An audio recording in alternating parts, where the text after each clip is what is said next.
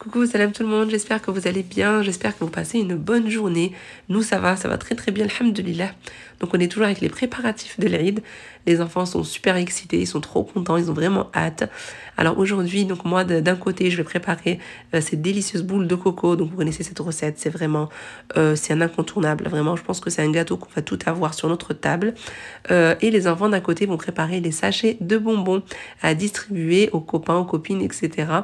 Donc elles étaient super contentes de participer à la préparation de cette magnifique journée qui arrive très vite. Voilà, j'espère vraiment que la vidéo vous plaira. Pensez aussi aux petits likes, aux petits commentaires, ça fait toujours plaisir. Et puis bah écoutez, je vous laisse avec cette vidéo. Alors ici, on a commencé du coup à préparer les petits sachets de bonbons. Donc là, les filles vont s'en charger. Donc ça va être Maria et Shainez. Donc je leur ai préparé du coup les bonbons, les petits sacs de chez Action. Alors je vous montre l'emballage. Shainez, tu vois l'emballage là, s'il te plaît? Ah oui. Alors du coup, voilà, c'est cet emballage là. Donc c'est un paquet de 50 à 1 € il me semble. Voilà, donc c'est assez intéressant. Du coup là, elles vont commencer à les préparer. Elles vont mettre aussi le petit sticker que je vous ai montré dans ma vidéo de l'Eid. Voilà, les stickers Eid Mubarak. Moi j'ai déjà commencé ça. Commencé, ouais. Moi pour le moment j'essaye de faire que fraise. Ah, que fraise? Ah oui, pas mal. Tu veux voir quoi? Ah super. Voilà, je vais vous mettre un petit mélange de bonbons. Voilà, pour les copains, les copines. Ça fait toujours plaisir. Alors les filles ont préféré mettre les bonbons dans des bols. Et effectivement, c'est beaucoup plus simple, plus pratique. Voilà. Bon, bah je vous dis, bossez bien, bon courage. Merci. Merci. Moi, je vais aller préparer mes gâteaux. Moi, à côté, là, vous voyez la petite boîte. Donc ça va être pour mettre les sachets une fois terminés. Comme ça, ils vont être à l'abri de la poussière. Donc c'est très bien. Jusqu'au jour de l'Eid. Shainez, t'as fini ton premier? Ah, c'est trop beau. Je crois que je vais montrer. Trop joli. Et... Trop beau. Descends un peu ta main. Voilà. Trop joli. Et je les mets où? Tu les mets dans la boîte. Je vais te rapprocher la boîte. Et vous allez mettre au fur et à mesure dedans. Tu veux? Vas-y, bah mange. Fais-toi plaisir. Fais voir, toi. Ah, super. Bon, bah allez, moi, je vais faire les gâteaux. Et je vous laisse faire les bonbons. C'est bon? Allez, à tout à l'heure. Alors, c'est parti pour les ingrédients de cette recette. Alors, juste avant, je vais quand même préciser juste une petite chose. Si jamais vous n'avez pas envie d'avoir une grosse quantité de gâteaux, parce qu'avec la quantité et avec les mesures que je vous partage aujourd'hui, vous allez obtenir quand même une belle quantité. Mais si jamais vous voulez vraiment faire juste une toute petite assiette, n'hésitez pas à diviser les mesures. C'est tout à fait possible parce que très souvent on me pose la question. Voilà, on me dit est-ce que Khadija, est-ce que c'est possible? Est-ce qu'on peut en faire moins? Oui, sans aucun problème. Donc moi ici par exemple, j'ai besoin de 350 grammes de beurre. Eh bien vous mettrez la moitié, ce qui fait 175 grammes. Et vous ferez la même chose pour le reste des ingrédients. Pour les œufs, j'en ai 3. Vous pouvez en mettre 2. Ça ne posera pas de problème. Juste que si vous mettez 2 œufs, du coup, il faudra un petit peu plus de farine, ce qui est tout à fait normal. Ou sinon, ce que vous pouvez faire, vraiment, vous voulez vraiment diviser les 3 en 2, eh bien, vous cassez un œuf, vous le battez et vous divisez en 2. Voilà, comme ça, vous avez un œuf et demi et c'est pas grave. Mais en tout cas, sachez que vous pouvez mettre 2, ça ne pose pas de souci. Donc, pour les ingrédients, on va commencer. Donc, ici, j'ai 3 œufs entiers. J'ai 240 grammes de sucre en poudre. J'ai 350 grammes de beurre pommade. J'insiste bien, il faut qu'il soit vraiment mou. Autrement, ça va être vraiment pénible pour vous de préparer cette pâte. Ensuite, j'ai 90 grammes de maïzena que j'ai d'ailleurs oublié de poser. Je vais les ajouter, c'est pas très grave. Voilà, donc 90 grammes de maïzena, un sachet de levure chimique. Pour l'arôme, moi ici, je vais mettre de l'arôme vanille liquide. Vous pouvez mettre un sachet de sucre vanillé, plutôt 2. Mettez-en plutôt 2 pour la quantité. Ou encore, vous pouvez mettre des zestes de citron. C'est excellent avec les zestes de citron aussi, mais j'en avais plus. Ouais, autrement, j'aurais mis du zeste. Une petite pincée de sel, donc ça, c'est indispensable. J'en mets dans tous mes gâteaux. Ensuite, j'ai de la farine. Pour la farine, je vais à peu près utiliser 700 grammes, plus ou moins 700 grammes. Mais comme je sais que vous aimez les quantités précises, ce que je vais faire, ici, j'ai mis 1 kg. Et je vais peser en fait, je vais utiliser la farine et je vais peser le reste. Et je vous mettrai la quantité exacte que j'ai utilisée en barre de description. Mais ça tourne autour des 700. Voilà, ça peut être 190, 700, 710, 720. Mais voilà, à peu près c'est ça. Ensuite, on a besoin de confiture d'abricot, de fleurs, d'arômes de fleurs d'oranger et de la noix de coco. Voilà pour les ingrédients. Donc ici, je vais juste ajouter mes 90 g de maïzena et on va pouvoir commencer la recette. Alors, autre chose aussi, si vous avez envie de faire une version chocolatée, sachez que c'est possible. Par contre, ce qu'il faut faire, c'est juste diminuer un petit peu la quantité de farine. Parce que sachez que si vous mettez pile la quantité de farine, vous ajoutez votre cacao, vous allez avoir des boules de coco un peu secs. Le cacao a tendance à assécher les pâtes. Donc, ce qu'il faut faire, c'est diminuer la quantité de farine. Donc, si vous mettez par exemple 100 g de cacao, il faut enlever 100 g de farine. Voilà. Bon, bah allez, on démarre la recette. Donc, allez, on va commencer par mettre les œufs, le sucre et le sucre. Vous pouvez très bien aussi utiliser votre pétrin ou bien un fouet électrique, un fouet manuel, c'est comme vous voulez. Moi, personnellement, j'ai une préférence pour les mains. J'aime bien travailler les mains. Alors, j'ajoute l'arôme vanille, donc je mets environ une cuillère à soupe, une bonne cuillère à soupe.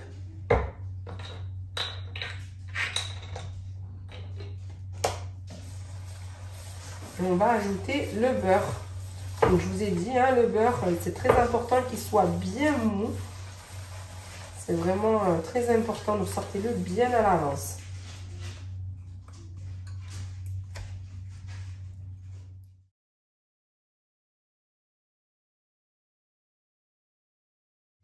Alors maintenant, j'ajoute la maïzena. Et on va commencer à ajouter la farine, la levure chimique et je mets ma petite pincée de sel.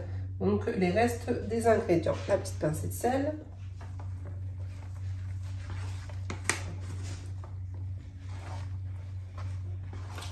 Alors moi j'aime bien tamiser ma farine. Mais là honnêtement, j'ai pas le temps aujourd'hui. Donc je le fais pas.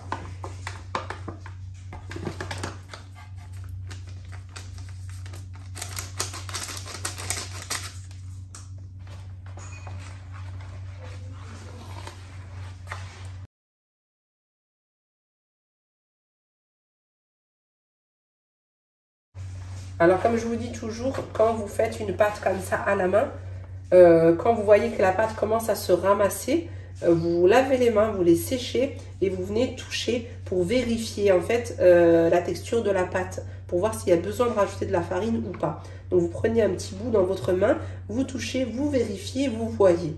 Parce que si on reste comme ça avec une main remplie de pâte, en fait, vous allez vous faire avoir. Vous allez rajouter de la farine et encore et encore. Et à la fin, quand vous allez vous nettoyer les mains et venir toucher votre pâte, vous allez voir qu'elle est beaucoup trop dure. Voilà, et là, franchement, on ne cherche pas une pâte qui soit dure. Il faut qu'elle soit vraiment, qu'elle soit assez molle quand même pour que le biscuit soit fondant.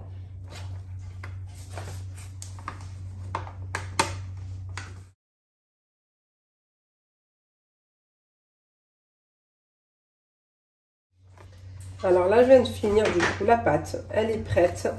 Je vous montre du coup à quoi elle doit ressembler. Vous avez fini les filles, les bonbons?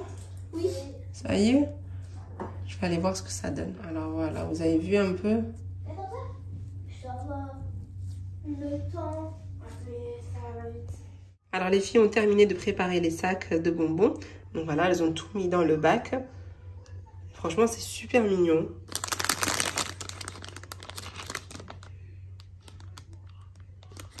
Donc voilà, on va fermer cette petite boîte. Voilà, on va la ranger. Et on la sortira au moment venu.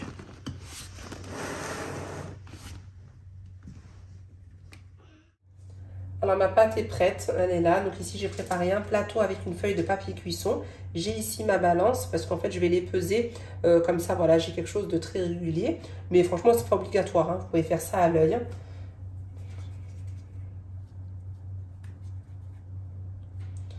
Ah, bah, pile 20 grammes, c'est nickel. Je ne pouvais pas faire plus précis que ça. Allez, je continue.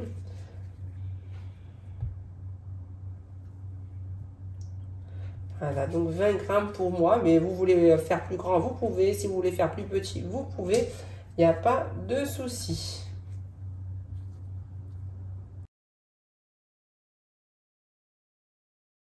Donc là, je vais finir mon plateau. Je vous retrouve tout à l'heure. Maintenant, je vais les enfourner dans un four préchauffé à 180 degrés pendant environ 10 minutes. Donc, au bout de 7-8 minutes, vous pouvez commencer à vérifier la cuisson. Donc, il ne faut pas les ressortir dorés. Autrement, ils vont être trop durs. On les sort vraiment à peine dorés. Vraiment, ils vont plus se rapprocher du blanc que du doré. Donc, voici le premier plateau que je viens de sortir. Donc, vous voyez bien, c'est pas doré. C'est à peine, vraiment. Ils sont plus blancs que dorés. Et voilà, j'enfourne le deuxième plateau. Donc le premier plateau est cuit, le deuxième est au four et là c'est le troisième plateau. Donc là en attendant, ce que je vais faire, c'est que je vais mélanger ma confiture avec l'eau de fleur d'oranger. On va les mélanger, on va les faire chauffer un petit peu au micro-ondes ou bien à la casserole, c'est comme vous voulez. Il faut vraiment que ça soit assez liquide en fait pour pouvoir enrober nos petites boules de noix de coco. Je vais ajouter un peu de fleur d'oranger, donc l'équivalent de 5 cuillères à soupe. On va mélanger un petit peu et je vais pouvoir commencer à enrober mes gâteaux.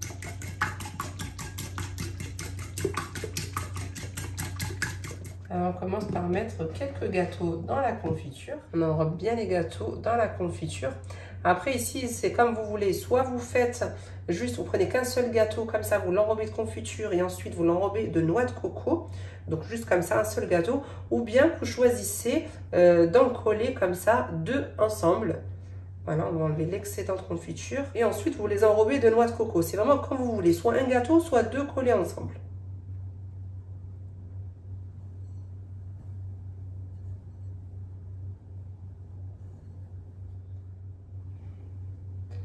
Alors, je vous montre ce que ça donne. Et voilà ce que ça donne du coup avec un seul gâteau. Après, c'est vraiment à vous de voir. Alors, voici donc le résultat final. Donc, regardez la quantité que j'ai pu obtenir. Donc, c'est quand même une belle quantité. Et comme je vous ai dit en début de vidéo, n'hésitez pas à diviser la recette par 2 si jamais vous pensez que ça va en faire trop pour vous. Ou encore à doubler, hein, parce que je dis diviser, mais on peut très bien aussi doubler, il n'y a pas de problème. Donc comme vous pouvez voir, j'ai deux plateaux parce qu'en fait j'ai fait les deux façons de faire comme je vous ai expliqué. Donc celle-ci, donc c'est les deux gâteaux collés ensemble, et là c'est juste un seul que j'ai enrobé. Et franchement, ils sont, moi j'aime beaucoup. C'est un gâteau qui est super simple, qui est très bon, vraiment, qui est fondant. Par contre, il n'y a pas besoin de croquer, hein. Ça fond dans la bouche, mais vraiment ça fond dans la bouche.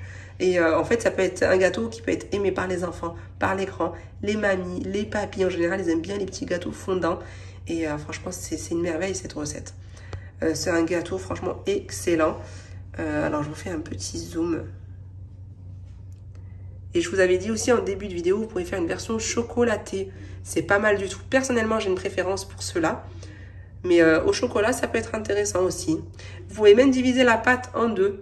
Faire un côté, la moitié choco et la moitié nature avec juste un petit peu de vanille ou de zeste de citron.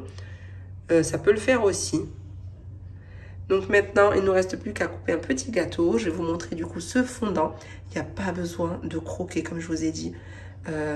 Un délice, vraiment une recette à noter dans son carnet de recettes et à conserver, mais vraiment.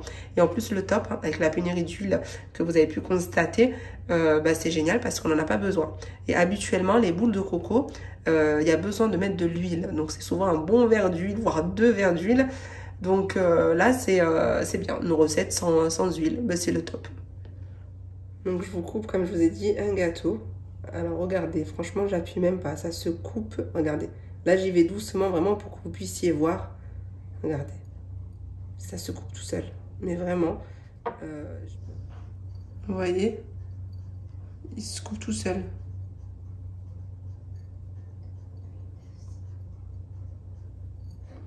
Voilà, c'est vraiment le top, c'est vraiment la recette à avoir sur sa table de Laïd. Il n'y a pas besoin d'efforts, vraiment des ingrédients de base qu'on a toutes et tous à la maison et super rapide, facile à faire, même les enfants peuvent participer. Vous pouvez les laisser mettre la confiture, la noix de coco, c'est vraiment un jeu d'enfant, vraiment c'est le top. Donc voilà, écoutez, hein, comme vous avez pu le voir, nous sommes arrivés à la fin de cette vidéo. J'espère vraiment que ça vous a plu, j'espère que vous avez aimé la simplicité et la rapidité de cette recette. Si c'est le cas, n'hésitez pas à liker cette vidéo, à me laisser un petit commentaire. Et puis bah, partagez bien évidemment autour de vous.